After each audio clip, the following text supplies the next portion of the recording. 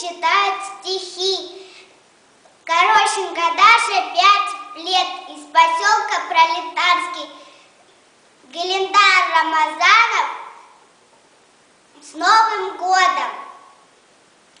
Бьется ветер вольной птицей, кудоража снег снежок.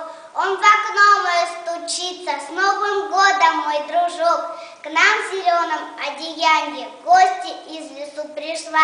Шумная зверятца бранья за собою привела.